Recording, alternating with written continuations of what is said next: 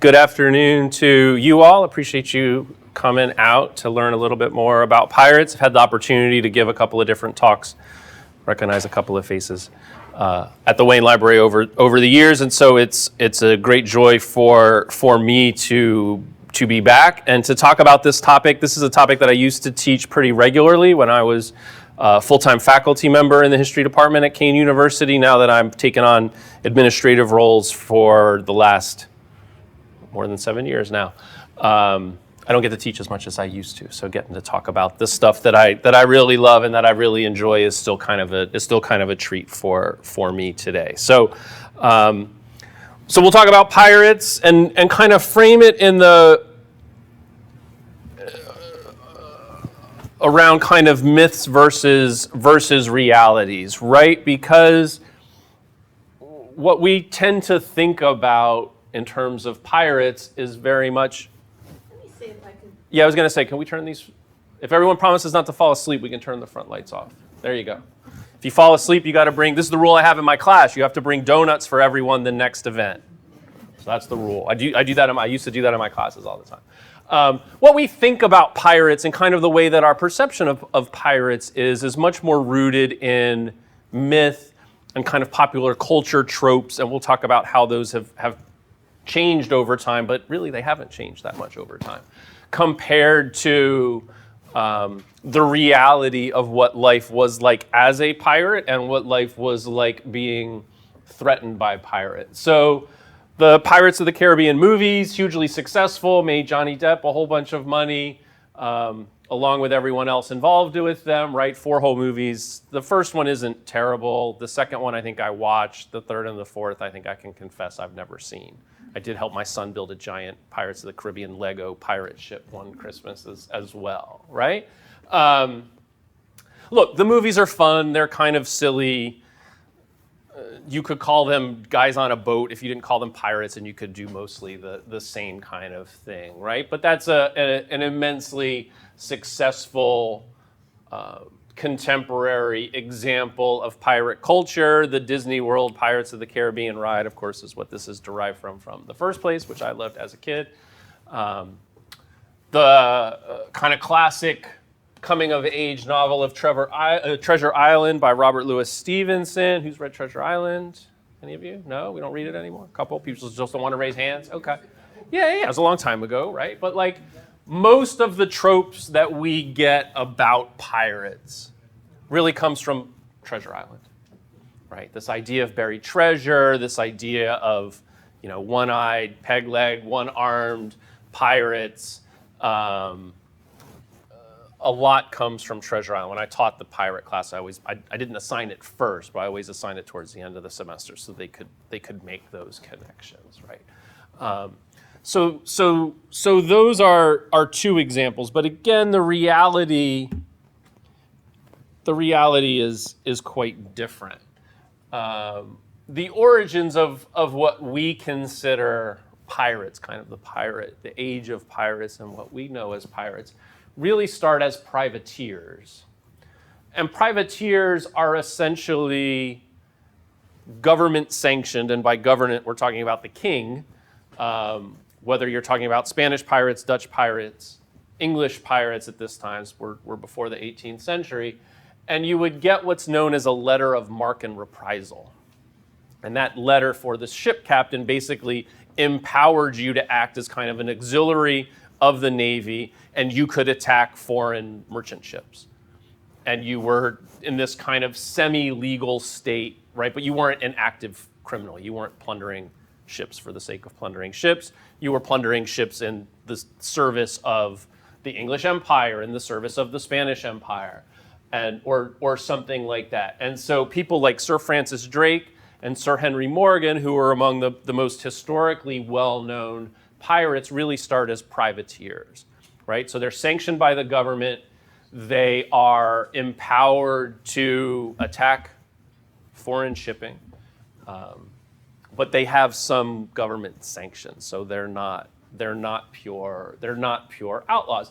And privateering will continue. Most of what happens at sea in the War for American Independence on the American side happens by privateers, right? This is a navy on the cheap. So if you weren't going to build yourself a whole navy, you could pay people who own their own ships and say, hey, how would you like to go and terrorize the Spanish for us? You get to keep some of the treasure, whatever it is that you capture, the ships that you capture. Some of that will come to us because we got to make money on this deal too. But the government doesn't have to do a full investment in building an entire navy, right? So you can kind of, and it has the benefit, of course, that when the war's over, the conflict's over, and you no longer want to be terrorizing the Spanish for a short period of time, you don't have a whole bunch of out-of-work sailors, and that's a very important point that we'll come back to. So the privateers morph into pirates over time, and we'll talk about this progression, but it happens primarily for those two reasons. One is that you have a period of peace in Europe in the early 18th century, so that particularly the Spanish, the French, and the Dutch are no longer fighting each other all the time. But also the pirates themselves, these privateers now come pirates themselves, have a harder time finding ships to attack. And so you no longer want to limit yourself to attacking ships from just one country. You want to be able to attack all the ships because there's a lot more money in it for you. So if you're going to take all these risks, you may as well go to where the money is, right? So this is Sir Francis Drake. This is a woodcut, but perhaps the best image that we have of the famous pirate known as Blackbeard. And if you're familiar with the Pirates of the Caribbean movies, the Johnny Depp character, he talked about how he kind of styled himself after, oh man, I forgot his name, the Rolling Stones guitarist, Keith Richards. He stylized himself after Keith Richards of the Rolling Stones a bit, but you can also see how he's playing with some of the tropes that you get from this image of Blackbeard. So who were the pirates? If you have children, grandchildren, ever watched the Backyardigans show? I know my son was really into the Backyardigans show, right? And so they did a whole pirate episode. So this is pirates for the 4-year-old set, right? Cute little pirates. They have a good song. They have to find the treasure. X marks the spot, whatever it is that we learned that day. Can't sing the songs anymore. I used to have most of them memorized because I had watched them so much. But so these were not the pirates, right? The pirates were overwhelmingly male. We'll talk about some of the very few examples that are known of women who were also pirates. But the pirates were overwhelmingly men. They were overwhelmingly primarily in their 20s. Piracy was not a career for you if you wanted to live a long time. This was live fast, die young. And had considerable experience at sea. Piracy was not something that you would go to never having been at sea before in almost every case. This is for experienced sailors, experienced seamen. And we'll talk about why that is too. So this culture for pirates is very much a collectivist culture. And so they adopted the norms, they adopted specific rites, oaths of initiation, acts of initiation, hazing, if you will, in order to become a member of this community. But it's also a very collective community in which everything is shared, right? Because you have a whole bunch of men living on a boat and committing acts of violence in which, in those instances where you're going to be relying on one another, you're going to be depending for your life and your safety to an extent, not just on yourself and your own actions, but on the collective actions of the unit. And so you need that unit cohesion. And so everything is shared, and we'll talk about how that functions in reality. These are also men hoping for a better life, right? Life on a merchant ship crew in the late 17th, early 18th century, life in the British Navy as an enlisted sailor in the late 17th, early 18th century was a particularly hard and brutal way to live, right? And that's the case on ships in general. You have to have strict discipline because there's a lot more of those sailors than there are you, the officers or the captain. So you've got to maintain order because you're at sea. The police aren't going to come help you. If you have a mutiny, you're in real danger, right? And so the discipline by the few officers that there was on those ships, whether they were merchant ships or Royal Navy ships, for example, the discipline was incredibly was incredibly harsh, right? Whippings, beatings, executions in particularly egregious cases, all designed not just to punish the person who committed this infraction, but also to terrorize the other people who are on the ship so that they don't commit similar infractions, right? And so if you've endured that for a couple of years and you're really not making very much money at the same time, you're taking all of the danger, you're taking all of the risk, the pay isn't very good, the food is terrible, there's no medical care, the water's not fresh, maybe you get some rum, you begin to think about, is there a different way? Is there a better way? Is there another opportunity for me with all of this? And so some of these men would turn to piracy. They would have the opportunity to turn to piracy, and some of them would take it. And there's an argument that this is a rational decision, right? But these men are outlaws. These men are criminals. And to survive as a pirate, you have to use fear. You have to use violence. You have to use intimidation. If you've seen the movie The Princess Bride, right? The dread pirate Roberts, he can scare people just by the mention of his name, right? You don't want to actually have to hurt people. You don't actually want to have to commit violence. You just want the fear, your aura, if you will, to quote the Gen Z kids, to be enough to intimidate people into giving you what you want. And there's also a considerable notion of sexual liberty among pirates. Bisexuality, sodomy was common on merchant ships, on Royal Navy ships, and certainly among the pirates themselves. And it seems that bisexuality was mostly the norm. And again, that gives notion to this independence outside the normal hierarchy, outside the normal structure, acting more as one wanted to, and particularly if you're talking about a bunch of single men in their early 20s whose brains aren't fully formed in that way. Well, I have a 19-year-old, can you tell? And I love him, he's great, but their brains don't fully work. So why piracy? And again, we talked about this a little bit. Life as a merchant seaman was brutal. Lots of discipline, not a lot of money. And so the opportunity to pillage other ships, to acquire precious metals, right? We think of pirates going after gold and silver. But honestly, what pirates were interested in when they were attacking other ships, as much as those precious metals, as much as that treasure, as much as that cargo, was actually the household items. It was the naval stores that they needed, pitch and tar to keep their ships watertight, additional paint to keep their ships sealed, additional masts, rope, rigging, sails, the kind of things that are going to get damaged and destroyed when you're attacking other ships all of the time, right? So yes, having a whole bunch of gold and a whole bunch of silver is great, but quite honestly, it's no use to you in the middle of the ocean. And having the basic supplies that you need to run your ship, to keep your ship afloat, to keep your ship sailing faster so that you can overtake other ships and that you can get away if someone's coming after you, all of that is what's really essential. So again, this isn't super glamorous. You can't, pull into the Port of Miami and go to the Lowe's and be like, hey, I need, $10,000 worth of sails and rigging. You've got to get that stuff. You've got to get that stuff for yourself. And so that's what they set out to do. But again, in a world of strict discipline and very little pay, being a pirate is going to have some appeal, right? The chance to maybe get rich or die trying. But certainly to have more freedom, more independence, less discipline, because the ships are going to be disciplining themselves. And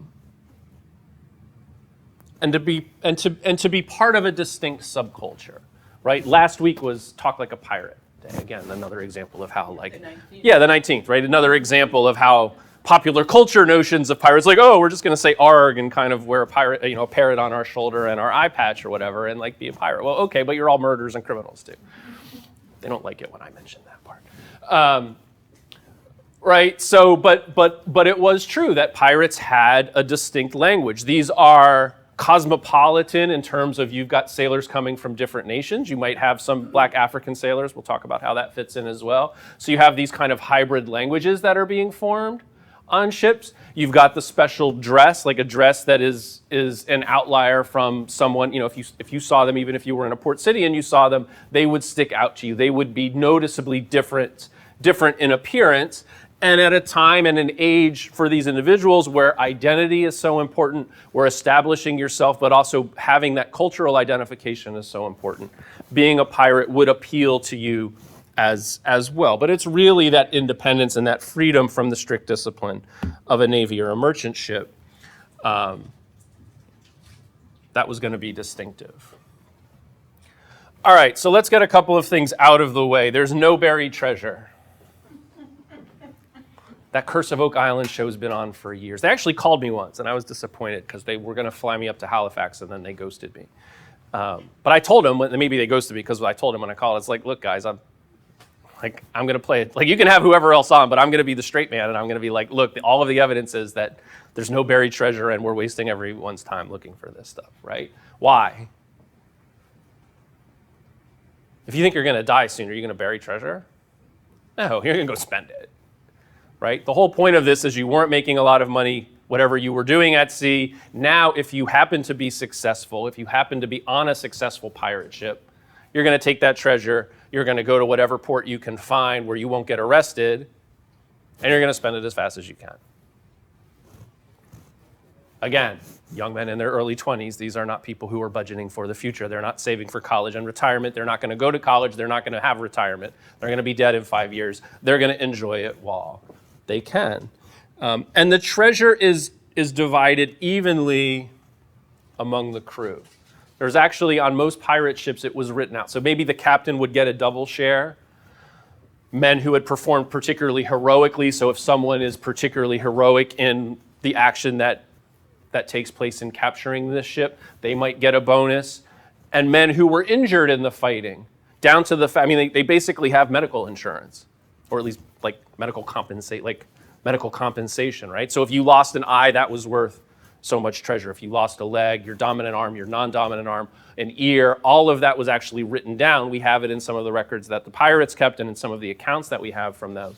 All of that there was compensation for that. And so that was given out, and then the rest of the treasure was shared evenly amongst the crew.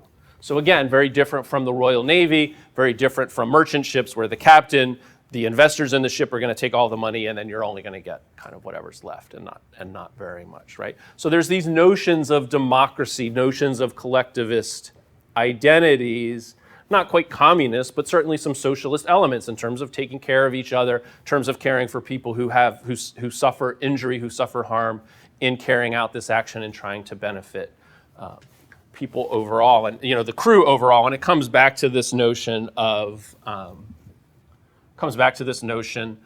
acting in a collective way and having to be part of a team.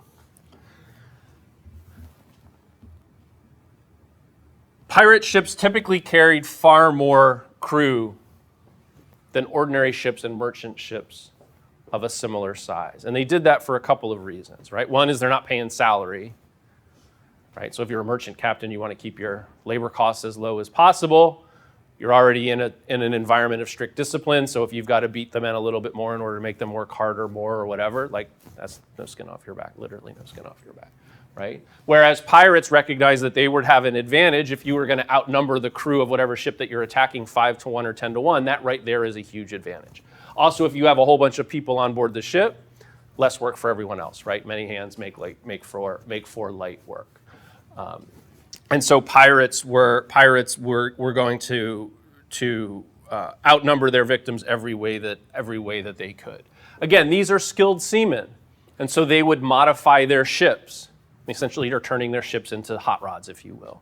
Right? They know the modifications to make them travel faster, whether it's messing with the rigging, whether it's messing with the draft, whether it's messing with the cargo holds, whatever it might be. And also their ships would carry not just more men, but a lot more cannon, at least of the merchant ships. Merchant ship might have 1 or 2 cannon, but wasn't going to be particularly effective. They're going to carry more men, they're going to carry more weapons, they're going to be faster than you are. Right? They've got all of the advantages. And they would also carry Well, they would carry two kinds of flags, right? The Jolly Roger, certainly the most famous pirate flag, and I've got a couple of examples of some of Blackbeard's flags and some other. Those are designed to invoke fear. But you would also carry flags of different nationalities, because if you were attacking a French ship, you might raise a French flag. They're not going to know the difference until it's too late, right? You're a pirate. You don't have to play by the rules. It's like one of the advantages. We're going to take the advantages that we have. We don't have to play by the same rules. And those pirate flags were meant to intimidate, right? Again, it's like, oh, Blackbeard's here. We know his reputation. We can either die or give him his stuff, and maybe we get to live, or maybe get to join a pirate, right? And a lot of times what the pirate captains and the pirate crews would do is they would actually interrogate the crew about the captain. Was this a good captain? Was this a particularly brutal captain? That might be the difference between life and death for the captain. And then those crews, particularly on crews that were particularly badly used, might be invited to join the pirate, to join the pirate crew. And many times they're sailing their own ship, but now in charge of it as part of the pirate crew, not as part of the of a merchant ship crew. Pirate ships were largely democratic, so the captain is typically elected. The quartermaster, basically the second person in charge, and the person in charge for distributing rations and rum and pay and such, is going to be elected by the crew. And so the crew have a say in the destination. They have a say in where you're going to go cruising around in terms of looking for ships. And so it's not a strictly hierarchical environment. The pirate ships are not the massive galleons that you used to see. They look really good in Hollywood movies, and so you want this big, majestic, massive hold, 3 rows of cannons, all of these sails. It looks great, it really does. But it's not efficient, right? Pirate ships want to be fast. They wanted to carry a lot of cannon, and so this is much more what you would expect to find. Row of cannon, but a single-masted, shallow hold vessel. That would be as fast as possible. But the pirates, of course, are going to take very good care of their ships. So they careen their ships frequently. They knew whether it's in the Outer Banks. Anyone go to like Duck, North Carolina, or Outer Banks, or anywhere down there, right? I mean, there's all those inlets, lots of little islands, good places to hide. Take your ship completely out of the water, sand it down, paint it with the stuff that you stole from whatever ships that you attacked to maintain that speed, because you don't want to increase the service area. It's going to slow you down. It's going to create additional drag. They had a flush deck so that you could bring more firepower topside, right? So you're going to have your cannons, but also you're going to have your pirate crew on the main deck with whatever weapons they had. They might be firearms, they might be swords, cutlasses, they might be pistols, probably some combination of all of the above. And again, designed to overwhelm an outmatched merchant ship. So there we have our image on pirate democracy. So our women pirates. So there's basically 2 famous examples of women pirates, Anne Bonny and Mary Read. And they went off in search of adventure. There's some evidence, and this happened. I mean, the Mulan story is like this. Some of the story of women who served in the American Revolution and other wars, right? They basically disguise themselves as men. They bind their breasts. They cut their hair really short. They're able to change the way that they talk a little bit and disguise themselves. And it appears initially that that Anne Bonny and Mary Read did the same. Again, this is going to be more of a stylized version, right? I mean, this isn't an accurate portrait, but it's telling us a lot. But again, women pirates, like men, are going to be drawn to this notion of freedom, this notion of independence, this notion of liberty, to not having to play by rules, and particularly when social norms were so limiting for women at this time. So these women are able to challenge gender conventions even while adopting pirate style, but also women at sea were considered to be bad luck. And so pirate crews didn't always take kindly to discovering that they had a woman on board if she had been disguising herself up into that. this famous Delacroix painting, Liberty Leading the People, right, plays up a lot of that. Like if you think back to some of the images that we've seen about pirates, right? This is in the streets of Paris, but again, you have a similar notion. The woman depicting liberty, but carrying a gun in one arm, carrying the French flag in another, with people in different kinds of dress, various stages of dress. And so there's a lot of evidence that Delacroix was influenced by notions of pirates at that time. So let's talk a little bit about pirates right here in New Jersey, because New Jersey's got a long coastline. New Jersey's got some of those barrier islands that are handy places for pirates to hide out when they can't go into a formal port, right? So Captain Kidd was a privateer who turned pirate at the very end of the 17th century. So he's active from 1695 to 1701. And he was originally had a commission as a privateer in the Indian Ocean for his ship, the Adventure Galley. And he was supposed to be attacking French shipping in the Indian Ocean, but also hunting down pirates from different nations who were being indiscriminate and not just attacking French ships, but attacking English ships as well. And so the idea was that Captain Kidd would attack French ships when he saw them, attack pirates when he saw them, win glory for himself, make some money, and benefit the English. But he and his crew soon realized that there was better money to be made seizing whatever ships they came across, and as the English were expanding their Indian, like Asian, Indian, South Asian empire, he and his crew began attacking ships, particularly the most rich ones that he saw, and one that he made the misfortune of attacking had a number of investors who were members of the House of Lords in Parliament.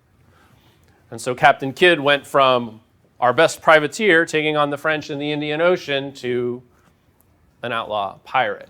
Now, Kidd himself was very well connected politically, and he thought that if he spread this incredible wealth around, and he had found incredible wealth, and his political connections, at least in New York, if not in London, would get him off the hook. But he was wrong.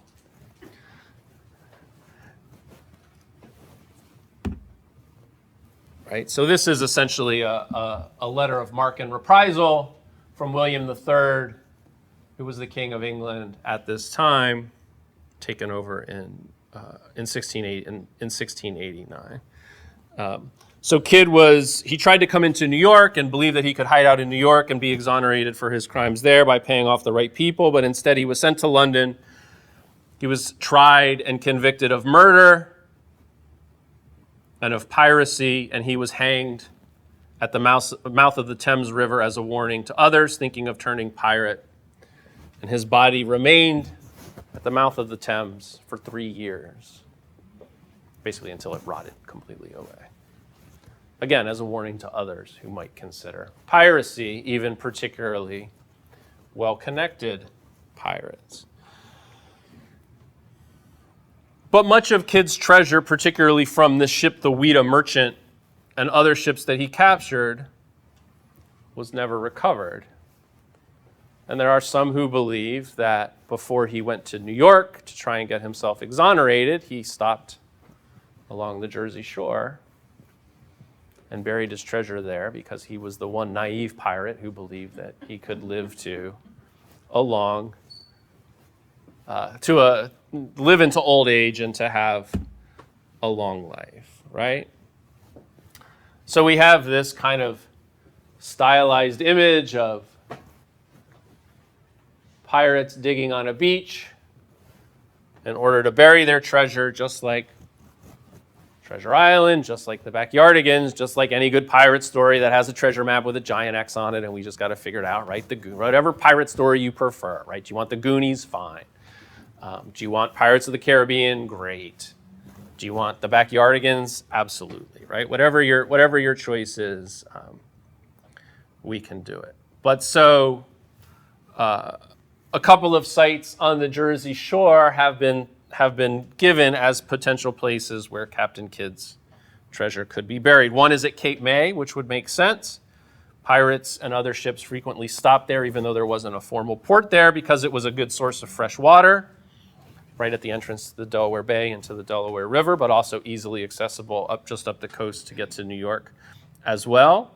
Another is at Tom's River, another area that provided protection from the pirates. You've got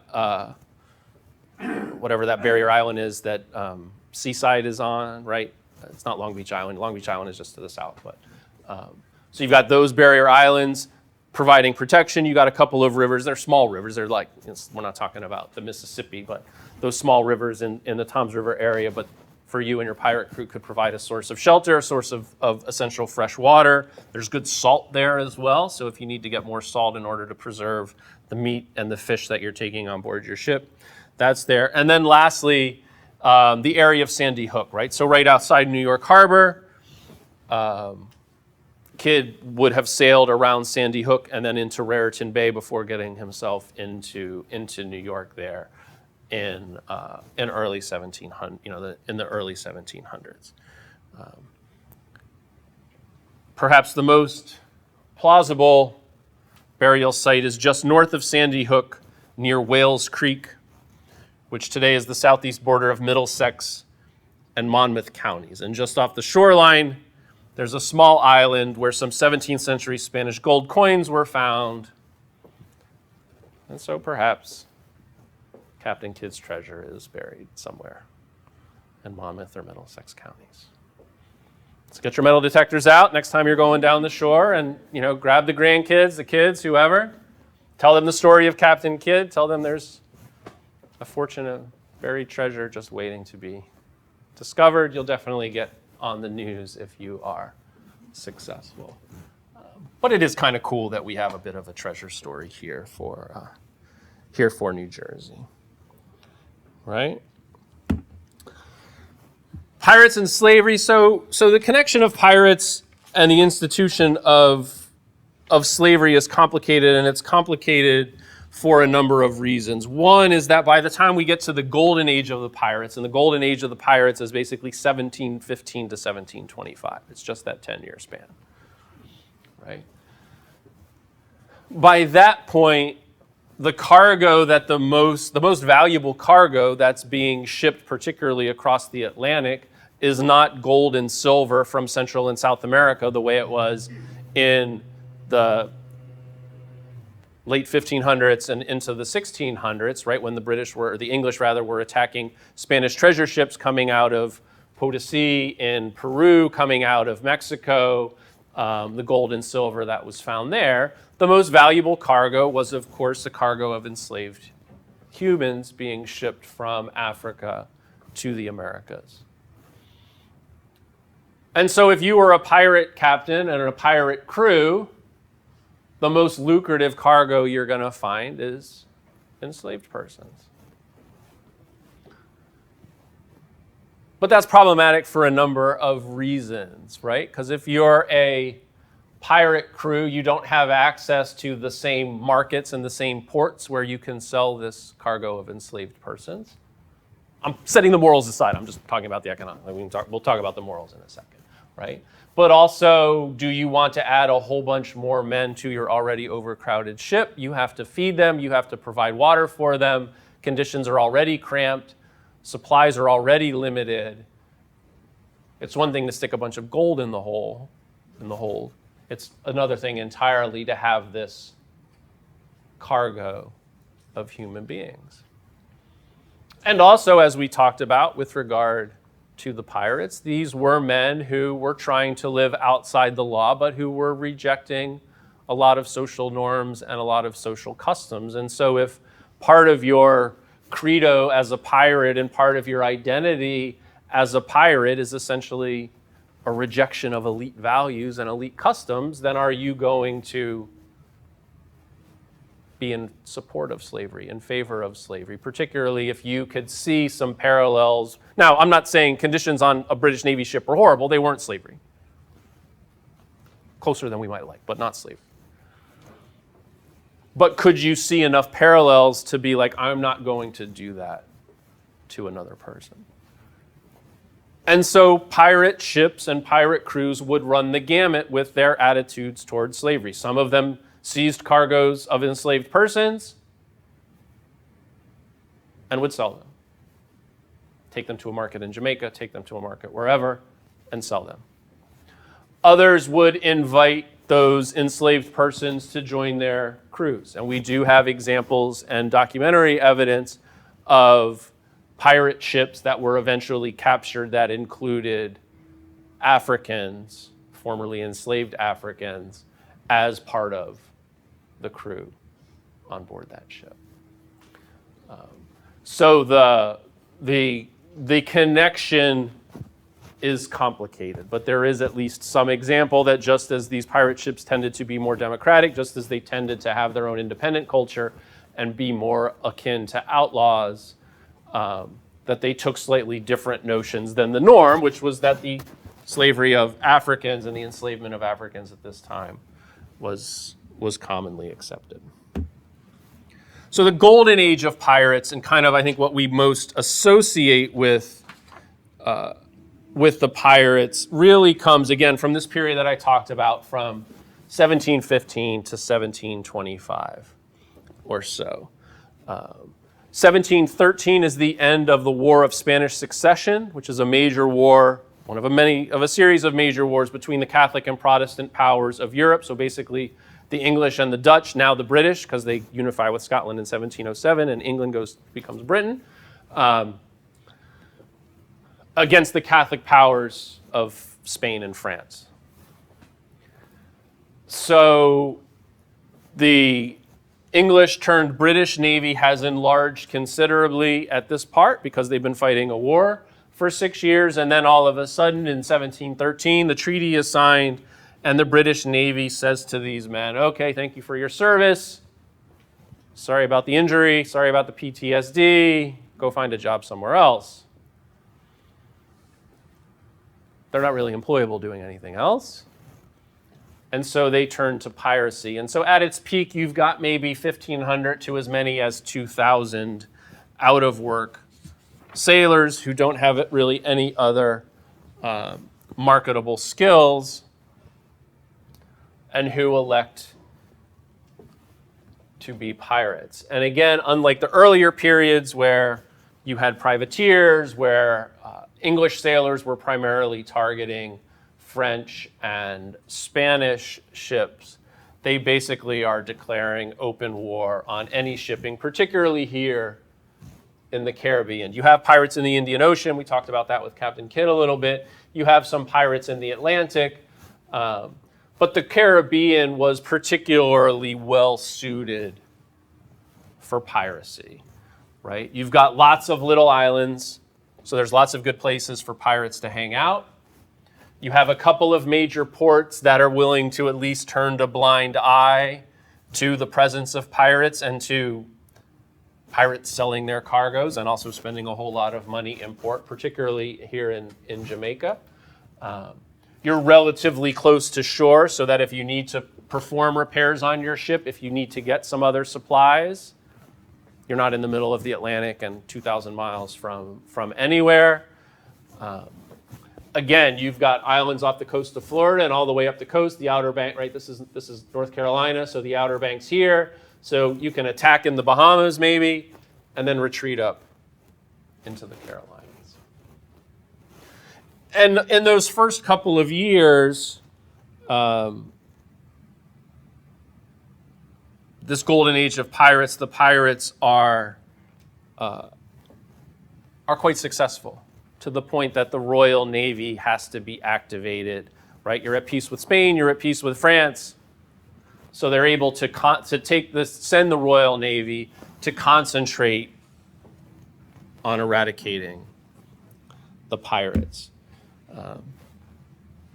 And it is not an exaggeration to call it a war against the pirates. The pirates are treated as terrorists. We think about the war on terror today.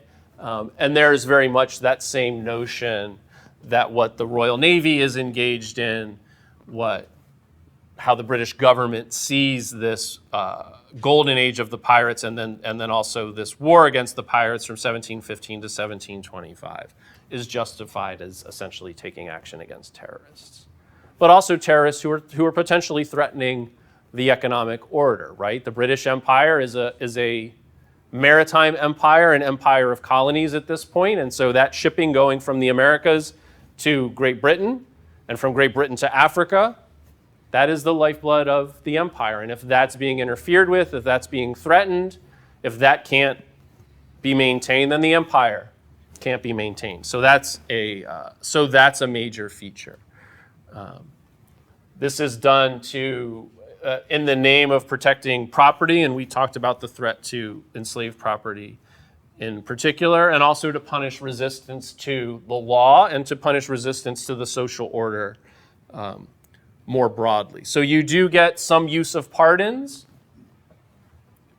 to pirate crew in order to encourage defections, right? So it becomes known like, hey, if we attack you and you defect to our side, you might get pardoned, whatever you had committed previously, and so that begins to create a little uncertainty in the ranks. But also those pirate ships, and we've talked about them, right? How they were gunned, how they were prepared. That's going to be effective against merchant ships. It's not going to be effective against well-trained, well-equipped, well-prepared Royal Navy ships and Royal Navy crews. And so Blackbeard might be the scourge of the Caribbean and the coastal southeastern Atlantic, but he's defeated in short order when he runs afoul of a Royal Navy ship off of the Carolina coast in 1714. And then you have public execution. We talked about how Captain Kidd was publicly executed and left hanging literally at the mouth of the Thames for 3 years. You have public execution of pirates as the norms, both in London, in these Caribbean ports, so it becomes very quickly and widely known of what fate has in store for you if you are in fact captured. Now, on the one hand, that means that these pirate crews are more likely to fight to the death because they're going to die anyway. May as well take your chances. But also, it serves as a significant deterrent against joining pirate crews. And so these penalties are severe and enforced. So that in that 10-year period, 1 out of every 10 pirates, so 10% of that pirate population, die by execution, basically tried and executed. Between 25 and 50% die prematurely for reasons related to piracy, whether that's health reasons, whether that's killed at sea, whether that's dying in jail, whatever it might be, right? So death is omnipresent. So given that death is omnipresent, does it make sense to bury your treasure? It does not. Go spend it, right? YOLOs, like the post-COVID. Well, we don't know how long we're going to be here. Like, we're not saving for retirement. We're just going to YOLO it. If we're flying first class, we're flying first class. So the pirates lose the war. Or maybe they lose the battle. But they win popular culture. So you can have Johnny Depp, you can have Errol Flynn, you can have cartoons, you can have Disney rides.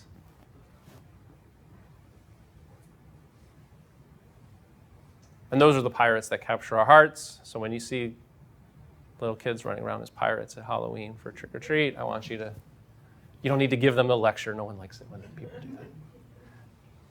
But maybe you'll think of this a little bit and have a little chuckle. So thank you. I'm happy to take some questions for a bit.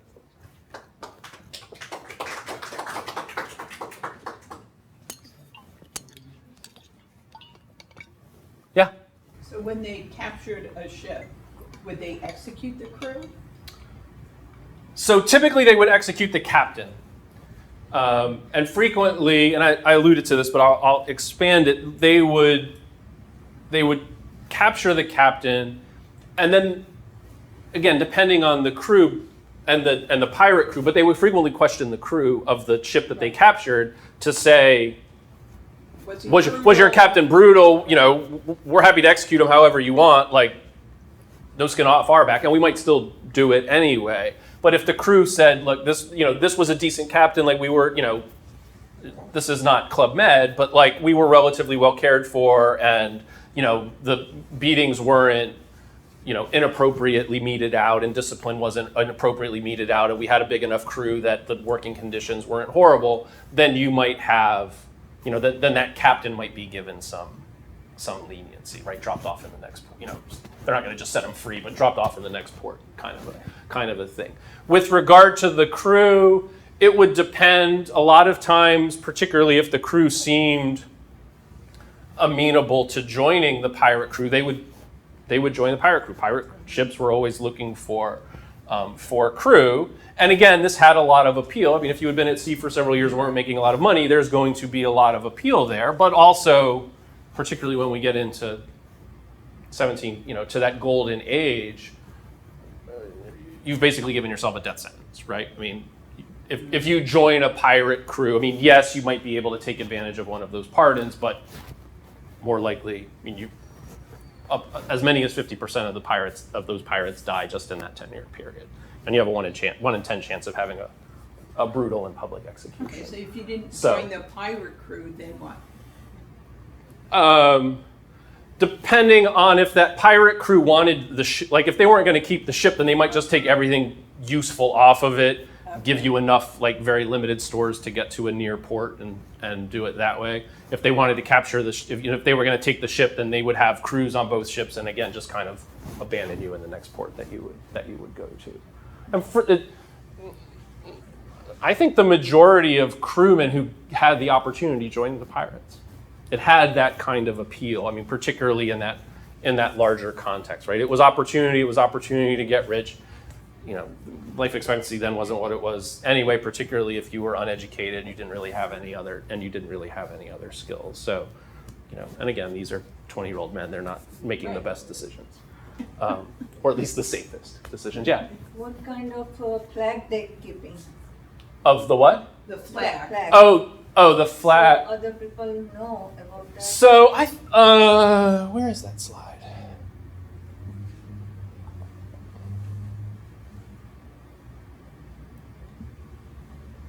So that I think is Blackbeard's flag, right? And so you have this kind of skeletal figure with a spear pointed at the heart. And again, it's just designed to be intimidating. The famous Jolly Rogers, right? The skull and crossbone is probably the most emblematic one. That again I don't think that one was actually itself flown as a flag flown at the time. It's more of like a hybrid playing out of this. But so you would fly your pirate flag to be intimidating and to let whoever you were attacking know, like, I am the dread pirate Jonathan, and if you surrender, you've got a better chance of living than if you try and run away or you try and fight and They resist don't keep or whatever. king's flag like. Oh, but they would also keep, yeah. They would keep, and they would frequently keep multiple flags, right? So if the pirate ship spots you and you're flying a French flag, they might fly a French flag to be like, hey, we're friends, until, oh, maybe we're not friends.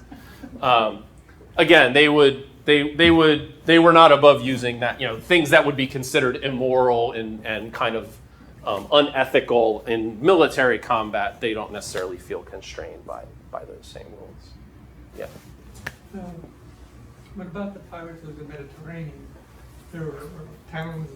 Yeah, so you have the Barbary pirates, right? The shores of Tripoli in the Marine Corps song, the America's first war that isn't against the British.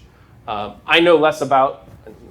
Well, if you've ever been to Italy, the towns along the coast Yeah. are fortified against. They have to be fortified against the pirates. Yeah, so there's a lot of similarities. I mean, any time that there's ships carrying goods with cargo, you're going to invite people to attack them. You're going to invite people who are feeling excluded from that. You're the foundation of Venice, where they moved off Yeah. shore to Get away from the.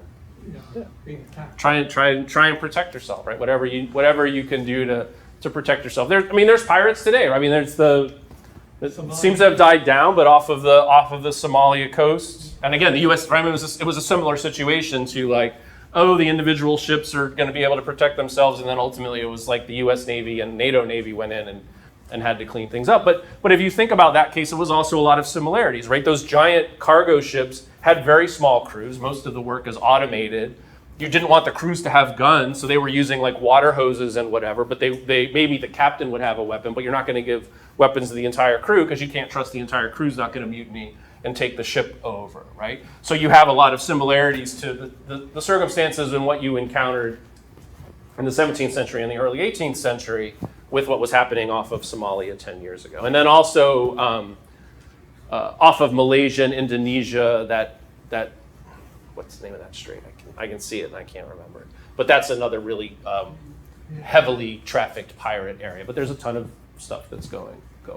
So this resonates, this resonates to today. But even then, right? Tom Hanks makes a movie about it, and it looks a little different than perhaps what we've seen. Because the other thing was, like, I know in England there was a lot of poor people were subjugated to be forced into the Navy. Well, yeah, you can get Impressed. you get impressed into the British Navy where the ship would come in, they would be short on crew, and they would just take people out of taverns and whatever. And in fact, it's actually a key grievance. It's one that doesn't get talked about, but it's actually a key grievance in the 1750s and the 1760s in places like Boston and Newport, Rhode Island, that contribute to the grievances against the British for the American Revolution.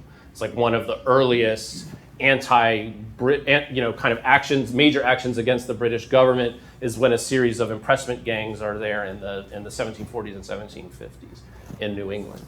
Yeah. Would the Vikings also be considered pirates?